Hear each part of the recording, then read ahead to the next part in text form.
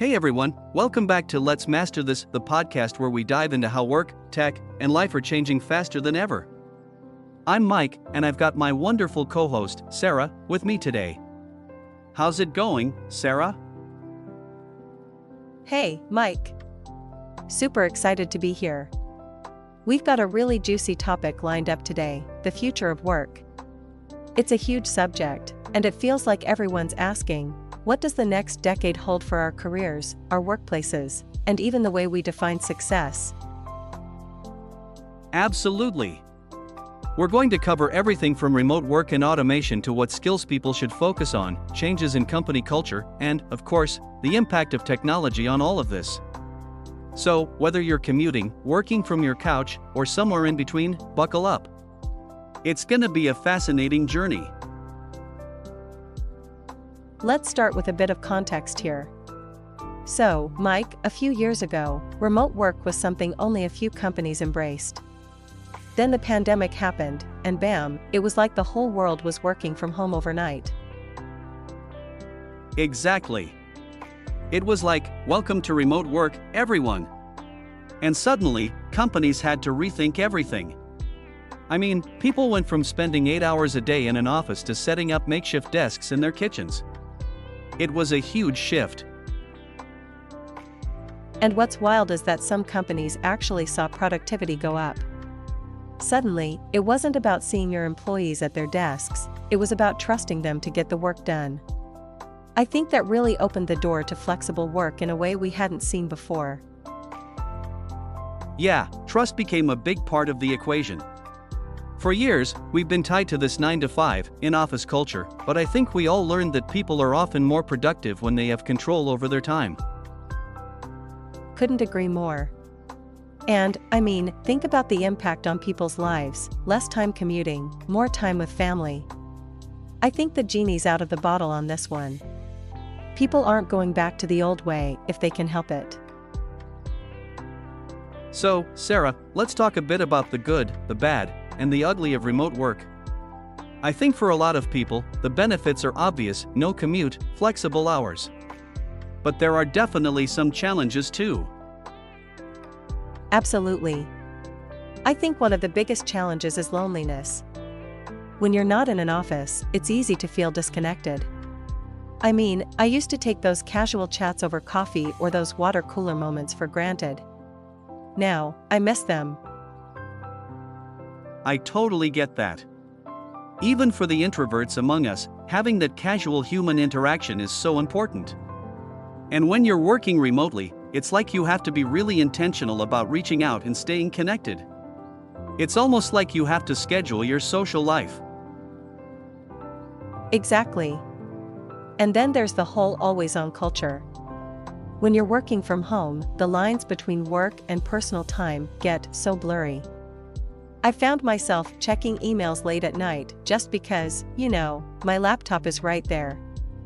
It's tough to fully switch off. Yeah, that's real. Work-life balance can feel non-existent sometimes.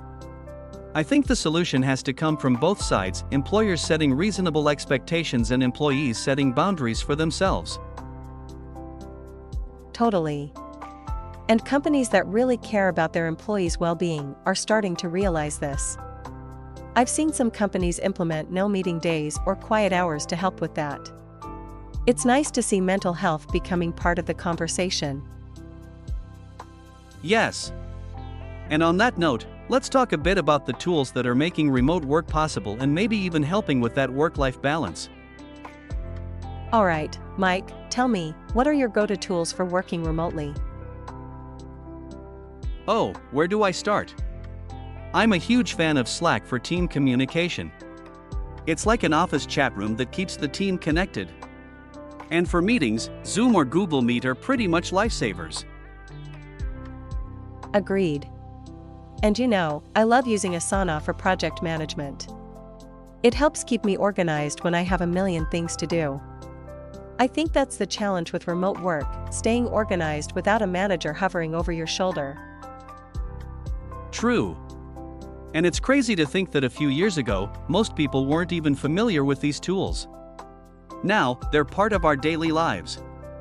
Technology has truly transformed the way we work, and it's only going to keep evolving. For sure. It's almost like we have these digital offices now. And what's cool is that companies are starting to invest in even more sophisticated tools, like virtual reality for meetings. Imagine having a meeting where it feels like you're in the same room, even if you're miles apart. That would be amazing. The possibilities are endless. And speaking of the future, let's talk about some of the bigger changes that are on the horizon. Alright, let's get into the big one, automation and AI. People have been talking about robots taking jobs for years, but it feels like now, with AI advancing so fast, we're actually seeing it happen. Oh, definitely. But I think it's a bit of a double-edged sword, right? On one hand, automation can handle repetitive tasks, which frees up people to focus on more creative, complex work. But on the other hand, there's also fear. People worry about their jobs becoming obsolete. It's so true. I think the key is to see AI as a tool, not a replacement. We're already seeing jobs evolve instead of disappear. Like, a data analyst might now work with AI to process data more efficiently rather than being replaced by it. Exactly. And with AI handling the heavy lifting, people can focus on tasks that require emotional intelligence, problem solving, and creativity, things AI can't replicate. But it also means people will need to constantly upskill. Lifelong learning is going to be huge. Yes. And that brings us to one of my favorite topics, the future skills we're going to need. Let's dive into that. So Sarah, if you were starting your career today, what skills would you focus on learning? Oh, that's such a good question. I'd definitely prioritize digital literacy. Being comfortable with tech is non-negotiable at this point. But I think soft skills are going to be just as important, like adaptability and critical thinking. Couldn't agree more. I'd say adaptability is going to be the skill of the future. Things are changing so fast, and people need to be able to roll with the punches. I also think creativity is going to be crucial. Yes, absolutely. And something that's often overlooked is emotional intelligence.